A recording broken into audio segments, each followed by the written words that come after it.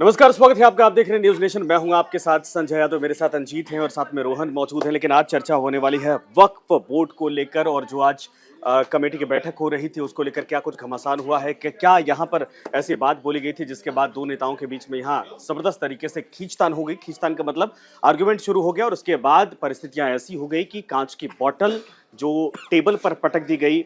अब दरअसल कल्याण बनर्जी की तरफ से, और उनके हाथ में फ्रैक्चर आया। बताया जा रहा है कि जगदम्बिका पाल की तरफ वो बोतल उछाली भी गई थी। हालांकि मामला गर्म क्यों हुआ था, किस बात को लेकर हुआ था, क्या है ये जो वक्फ बोर्ड को लेकर इस वक्त कमेटी बनाई गई है, इसके पीछे सरकार क्या चाहती है, क्या संशोधन की बात की जा रही है, तमाम पहलुओं को लेकर बातचीत होने वाली है। और अंजीत और रोहन है, शुरू करते हैं। रोहन, आज सबसे पहले बताइए क्या हुआ था, किस बात को लेकर ये गर्माहट हुई और उसके बाद परिस्थितियां ऐसी बन हाँ, गई? सबसे पहले दर्शकों को बता देते हैं कि पूरा मामला क्या है। हालांकि देखिए, वक्फ संशोधन बिल जो सरकार लाई थी उसको लेकर JPC committee, joint parliamentary committee बनाई गई है और उसी को लेकर विचार विमर्श के लिए बैठक हो रही थी पार्लियामेंट के एनेक्सर में। तो तमाम सदस्य बैठे हुए थे, जगदम्बिका पाल भी थे और बहस चल रही थी, चर्चा हो रही थी, वकीलों से सलाह मशविरा ले रहे थे जगदम्बिका पाल। इस बीच टीएमसी के जो सांसद है कल्याण बनर्जी अचानक खड़े हो गए और बोले कि जब आपको वकीलों से ही विचार विमर्श करना है तो हमारी इसमें क्या भूमिका है। दूसरी तरफ से बीजेपी के सांसद अभिजीत गंगोपाध्याय उठ खड़े हुए और टोका टाकी हो गई। और इस बीच कल्याण बनर्जी के लिए कहा जा रहा है कि ग्लास वास फेंक दिया उन्होंने और जिसकी वजह से अंगूठे में चोट आ गई। बाद में तस्वीरें भी सामने आई, हमने देखा असदुद्दीन ओवैसी और संजय सिंह वो बाहर निकल रहे थे। लेकिन सबसे बड़ी बात देखिए, मीटिंग में अंदर क्या हुआ क्या नहीं हुआ, क्या टोका टाकी हुई, ये तो स्पष्ट रूप से किसी को पता नहीं है। लेकिन कल्याण बनर्जी के साथ क्या ऐसा पहली बार हुआ है संजय? आप रवैया उनका देख लीजिए ना, हमेशा ऐसा होते ही रहता है। कभी संसद में सभापति जगदीप धनखड़ की मिमिक्री करते हैं, कभी वित्त मंत्री निर्मला सीतारमण को काली नागिन बोल देते हैं, पीएम मोदी को लेकर कभी अभद्र टिप्पणी, फालतू आदमी तक कह दिया उन्होंने। तो ये तमाम नहीं, लोग तो ये भी कह रहे हैं, इसमें हाँ, अंजित भी बताएंगे कि कल्याण बनर्जी चूंकि जिस पार्टी से आते हैं, एक अच्छा खासा वोट बैंक उस समुदाय से है जिसको लेकर ये है। तो कहीं ये टीएमसी की तरफ से स्टंट तो नहीं था कि अगर ये सब नहीं किया जाएगा तो वोट छिटक सकता है? क्योंकि उधर से देखा जाए, अभिजीत गंगोपाध्याय जो कि पहले जज थे लेकिन बाद में वो जब पार्टी ज्वाइन की उन्होंने बीजेपी, उसके बाद सांसद बन गए, वो भी मुखर तरीके से बोलते हैं।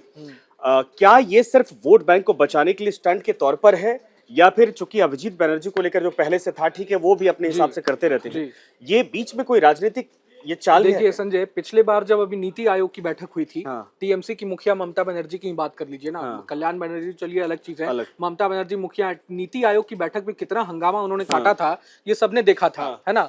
और यही बात थी, बोलने का मौका नहीं दिया गया, ये नहीं दिया गया, वो नहीं दिया। अरे बंगाल की जनता ने आपको चुन कर लाया है तो आप मुद्दा उठाइए ना, राज्य का अपना मुद्दा उठाइए। अगर आप मुस्लिमों की ही राजनीति करते हैं तो मुसलमानों का मुद्दा उठाइए। लेकिन इस तरह से बैठक कोई भी हो रही है, नीति आयोग की बैठक हो रही है या जेपीसी की बैठक हो रही है। बनर्जी तो ये कह रहे हैं ना, कल्याण बनर्जी ये कह रहे हैं कि भाई जेपीसी, चूंकि जगदम्बिका पाल उसके कमेटी के जेपीसी के चेयरमैन है एक तरह से, लेकिन कहा जाए कि बाहर के किसी शख्स को बुलाकर या बाहर के लोगों को बुलाकर राय लेने का अधिकार नहीं बताया गया, जैसा ये कहा जा रहा है। लेकिन जगदम्बिका पाल वकीलों को बुलाते हैं, दूसरे लोगों से राय लेते हैं।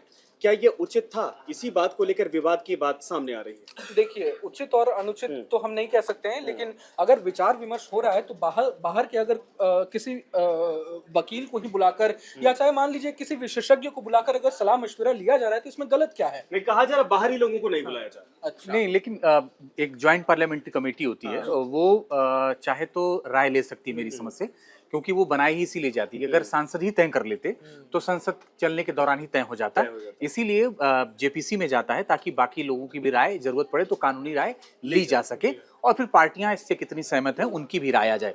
जब अलग अलग जो बैठकें हुई हैं, आप अलग अलग तारीखों पर अगर आप देखेंगे तो जो 14 अक्टूबर को बैठक हुई थी उसमें भी एक विवाद हुआ था। उसमें मल्लिकार्जुन खड़गे पर ही वक्फ बोर्ड की जमीन कब्जाने का आरोप था। उसके बाद विवाद हुआ, विपक्षी सांसदों ने बैठक को छोड़ दिया था।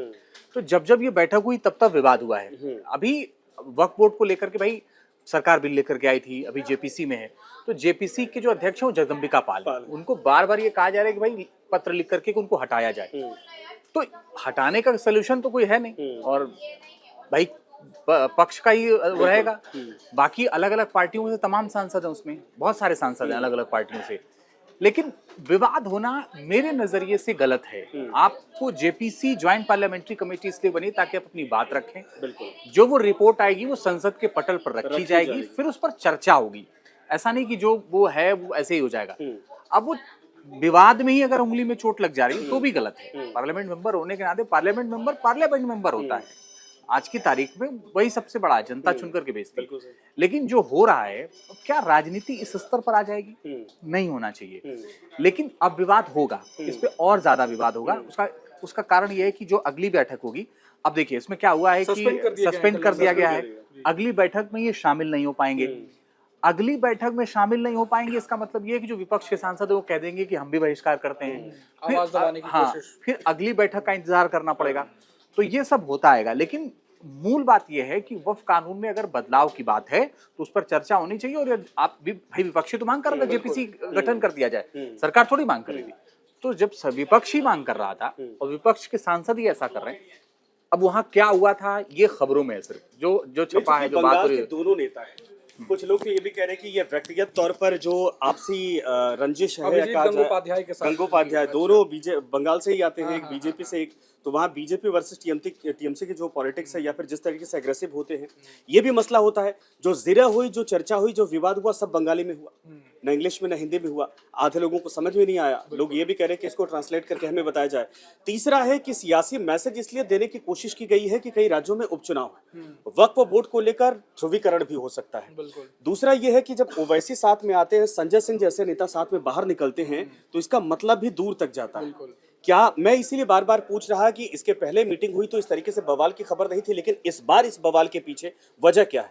नहीं, लेकिन ये कहीं ना कहीं नेगेटिव इससे मैसेज जाएगा ना। आप मुसलमानों के लिए आवाज उठा रहे हो, ठीक है, लेकिन कुछ पॉजिटिव आप करने की कोशिश करो। नहीं, मुसलमानों के लिए नेगेटिव इसलिए हो सकता है कि इसको मैंने कहा टीएमसी, समाजवादी पार्टी जैसे नेता, आम आदमी पार्टी जैसे नेता बुना सकते हैं, क्योंकि जो बिल में प्रावधान तय किए जा रहे हैं उसमें कई ऐसी चीजें जो रिस्ट्रिक्ट करती है, जो अब तक चली आ रही थी वक्फ बोर्ड के लोगों के अधिकारों को लेकर। तो ये तो सियासी मैसेज देने की तरह से कोशिश है ना कि हम आपके लिए लड़ रहे हैं। संजय, बिल की बात पहले अगर कर लेना तो सबसे पहली बात तो ये है कि मुसलमानों में जो निचले तबके के लोग हैं, उनके अधिकार देने की बात है इस बिल में। उनको अधिकार देने की बात है। वो खुद ही कह रहे हैं कि इस बिल में जो ऊंचे तबके के लोग हैं उनको ज्यादा इसमें ये दिया गया। और उन्होंने इसका मिसयूज भी किया। तमाम नेता, नाम तो नहीं लेना चाहते, लेकिन बहुत सारे नेताओं के ऊपर था कि भाई इन्होंने लैंड एक्वायर किया है, हड़प लिया है, अपनी चीजें यहाँ कंस्ट्रक्ट की हैं, चला रहे हैं। 55,000 के करीब आई थिंक संपत्ति है और 200 करोड़ का रेवेन्यू भी जनरेट नहीं हो रहा है। तो तमाम बड़ी बातें हैं, लेकिन आप मीटिंग में आप इस तरह बहसबाजी करोगे और टोका टाकी इस तरह से ग्लास फेंक दोगे आप, तो ये तो कहीं भी जायज नहीं ठहरता है। ये तो मिसबिहेवियर है। प्रेस कॉन्फ्रेंस भी आ रही है, पता नहीं शायद इस पे लेकिन ये है प्रेस कॉन्फ्रेंस, शायद हो सकता है कि उस पे भी बात करें जो भी पार्लियामेंट में। और वही अंजीत हम जिक्र भी कर रहे थे, पिछले बार नीति आयोग की बैठक का ही हम जिक्र कर रहे थे। तमाम राज्यों का मुद्दा होता है, पीएम मोदी उसकी अध्यक्षता करते हैं, उसमें भी जाकर ममता बनर्जी यही रवैया था उनका भी। मुझे समय नहीं दिया गया बोलने के लिए। आपके लिए समय निर्धारित था, आप अपने समय पर बोलो, लेकिन उसके बाद आपको और एक्स्ट्रा समय चाहिए। आज कल्याण बनर्जी के लिए भी यही हुआ, मुझे एक्स्ट्रा समय चाहिए, मुझे एक्स्ट्रा समय चाहिए। आप दूसरों को भी तो अपनी बातें रखने दो, वही तो मेन बात है। अच्छा, अब इस मसले को ठीक है, अब कल्याण बनर्जी पर आते हैं। जरा ये समझाइए वक्फ बोर्ड क्या है? बहुत सारे दर्शक हैं जो वो समझना चाहते हैं। इसका फॉर्मेशन कब हुआ था, अंग्रेजों के वक्त में क्या था, या इसके बाद मोहम्मद गोरी के वक्त कैसे चीजें थी, ये जमीनें कैसे वक्फ बोर्ड को दी जाती हैं, किसके नाम होती है, जरा ये समझाइए, उसके बाद आते हैं। देखिए संजय, 2013 में मेरे ख्याल से, जहां तक मुझे जानकारी है, यूपीए सरकार में वक्फ बोर्ड की पावर काफी बढ़ा दी गई थी। और अभी जो मसला ये है, संशोधन जो इसमें करने की जो बात है, उसका मेन मसला Anjit, if I am not wrong, यही है कि जो मुसलमानों में जो निचले तबके के लोग हैं और वक्फ बोर्ड जो कहीं ना कहीं अनियमित तरीके से जो किसी भी संपत्ति पर आधिपत्य जमाने की जो कोशिश करता है, उस पर कहीं ना कहीं एक रोक लगाने की इस बिल के जरिए कहीं ना कहीं एक कोशिश है सरकार की कि किसी भी संपत्ति पर मनमाने तरीके से आप आधिपत्य घोषित नहीं कर सकते हैं। और तमाम जो निचले तबके के लोग हैं उनका भी कहना है कि हमें भी अधिकार मिलना चाहिए, मुसलमानों में भी। तो महिलाओं को भी अधिकार देने की बात कही जा रही है। बोर्ड में जो 200 लोगों की कमेटी होती है, सदस्य होते हैं, उनमें भी महिलाओं की जिम्मेदारी भूमिका बढ़ाने की बात कही जा रही है। तो कहीं ना कहीं मेनली इस बिल का मोटिव यही है अंजीत। देखिए, वक्फ बोर्ड की जो बात है वो आजादी के पहले से और जब संविधान आजादी के पहले, क्या मोहम्मद गोरी के वक्त से एक तरह से कहा जाए कि ये वक्फ बोर्ड है, तो उसके बाद से होता रहा। ये ठीक कह रहे हैं बिल्कुल कि 2013 में मनमोहन सिंह यूपीए सरकार में बहुत ज्यादा पावर दे दी गई। उस पावर का बहुत मिसयूज है। जैसे मान लीजिए कि वक्फ बोर्ड अगर ये कह दे ये जमीन हमारी है, या किसी जमीन को कह दे तो आपको ये साबित करना पड़ेगा कि वो आपकी जमीन है नहीं। और इसके लिए कोई कोर्ट नहीं, कोई सुनवाई नहीं है, हाँ। है ना। आप केस नहीं, मुकदमा नहीं लड़ सकते। इसको लेकर के बड़ा बदलाव की तैयारी है। और जो मोटे तौर पर देखिए, जो पुराना कानून है वो ये कहता है कि सेक्शन 40 में रीजन टू बिलीव के तहत अगर वक्फ बोर्ड किसी प्रॉपर्टी पर दावा करता है तो उस जमीन पर दावा करने वाला सिर्फ ट्रिब्यूनल में ही अपील कर सकता है। आप मतलब कोर्ट नहीं जा सकते हैं। नए कानून के मुताबिक आप सिविल कोर्ट या हाई कोर्ट में अपील कर सकते हैं। पहले आप हाई कोर्ट और वो नहीं जा सकते थे। इसके अलावा वक्फ ट्रिब्यूनल का फैसला आखिरी माना जाता था, उसको चुनौती भी नहीं दी जा सकती थी पुराने कानून में। आप ये समझिए, नए कानून में आप हाई कोर्ट जा सकते हैं, जो भी ट्रिब्यूनल फैसला देगा उसके खिलाफ आप हाई कोर्ट जा सकते हैं। किसी जमीन पर मस्जिद हो या उसका उपयोग इस्लामिक उद्देश्यों के लिए हो तो ऑटोमेटिकली वक्फ की संपत्ति हो जाती थी पहले के कानून में। अब जब तक किसी ने वक्फ को दान में जमीन नहीं दी हो, उस पर भले ही मस्जिद बनी हो, वो वक्फ की संपत्ति नहीं हो। एक पॉइंट और बता देता हूँ, वक्फ बोर्ड में महिला और बतौर अन्य धर्म के लोगों की एंट्री नहीं होगी, लेकिन अब वक्फ बोर्ड में 2 महिलाओं और अन्य धर्म के 2 सदस्यों को एंट्री मिलेगी। तो मोटा मोटा ये बदलाव है ना। जो सबसे प्रमुख बदलाव है, देखिए आपत्ति कहाँ थी? आपत्ति यहाँ थी, इस वक्त आपको यकीन नहीं होगा कि मेरे ख्याल से सबसे ज्यादा जमीनें इस वक्त रेलवे के पास हैं, उसके बाद रक्षा मंत्रालय के पास है, नहीं उसके हाँ मतलब अर्धसैनिक बलों के पास है, इसके बाद फिर वक्फ के पास है। तीसरे नंबर के सबसे ज्यादा लंबधारक है। भारत में जो वक्फ बोर्ड है उसके पास इतनी संपत्तियां हैं, पूरे दुनिया में दूसरे देशों के वक्फ बोर्ड के पास इतनी नहीं है। 55,000 के करीब संपत्तियां हैं। और वही मैं रेवेन्यू की बात कर रहा था, इतनी संपत्तियां हैं लेकिन 200 करोड़ रेवेन्यू भी नहीं जनरेट हो रहा है। तो मेनली यही है, चेंजेस जब तक नहीं आएंगे तो रेवेन्यू कहाँ से आएगा? तमाम तबके के जो लोग हैं, मुस्लिम तबके मुसलमानों में, उनको फायदा कैसे पहुंचेगा? और आप ये देखेंगे जब अर्धसैनिक बलों की जमीनें देखेंगे, आप वक्फ की जमीन देखेंगे तो बहुत ज्यादा अंतर नहीं है दोनों में, वो थोड़ा सा ही अंतर है अगर आंकड़ा तो बता दीजिए। मेरे पास है वक्फ बोर्ड भारत भर में 9.4 लाख करोड़, वक्फ बोर्ड भारत भर में 9.4 लाख एकड़ में फैली 8.7 लाख संपत्तियों को नियंत्रित करता है। ये एक तरह से कहा जाए तो रेलवे और रक्षा विभाग के बाद सबसे बड़ी संपत्ति जो वक्फ बोर्ड के पास है। और रक्षा से भी बहुत अंतर नहीं है, बहुत ज्यादा जो एरिया है बहुत अंतर नहीं और है। जितनी जमीनें हैं उसकी अनुमानित कीमत करीब है 1.2 लाख करोड़ रुपए।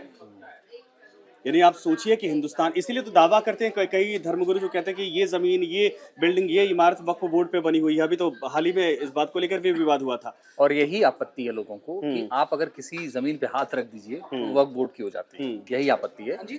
और आप कहीं अपील नहीं कर सकते, आप हाई कोर्ट नहीं जा सकते, आप सिविल कोर्ट नहीं जा सकते, आप केवल ट्रिब्यूनल जा सकते हैं और ट्रिब्यूनल का ही फैसला सर्वमान्य होगा। बस यही आपत्ति है। क्या एक सवाल है, कहीं ना कहीं इस वक्त संशोधन बिल के जरिए जो निचले तबके की हम बात करें मुसलमानों में, पसमानदा मुसलमान की बात करते हैं पीएम मोदी, तो विपक्ष को ये डर तो नहीं है, जैसे हरियाणा में हमने देखा अभी दलितों के साथ किस तरह से बीजेपी के साथ एकमुश्त गए, तो मुसलमानों में वो तबका कहीं बीजेपी के साथ चला जाए?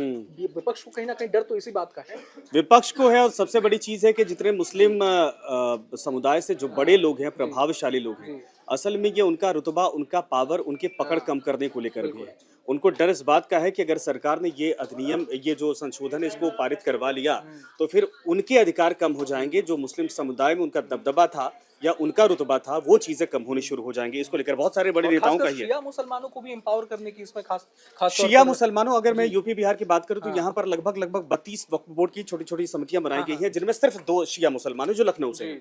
और आप सोचिए कि 200 लोगों की ये कमेटी बनाई गई है, तो अगर 200 लोगों की कमेटी में 32 कमेटियों में सिर्फ 2 कमेटियां ऐसी बनी जो शियाओं को प्रतिनिधित्व करती हैं, तो बाकी सब सुन्नियों के पास है। और ऐसा नहीं है, इसमें ऐसा नहीं कि जमीनें तो मुसलमानों की भी थी ना भाई, जो वक्फ की संपत्ति में शामिल जो पावरफुल था उसने कर लिया, तो अब वो उस पर इसीलिए विवाद है कि ठीक है, ये ठीक होना चाहिए। और भारत जैसे देश में जहाँ संविधान लोग मानते वहां तो होना ही चाहिए। फिलहाल अगली बैठक में क्या होगा ये देखना होगा। फिलहाल आप सबका शुक्रिया, लेकिन ताज़ा खबरों के लिए आप लगातार न्यूज नेशन के डिजिटल प्लेटफॉर्म के साथ बने रहिए। न्यूज नेशन अब व्हाट्सएप पर खबरों के ताज़ा अपडेट के लिए न्यूज नेशन के इस QR कोड को स्कैन करें।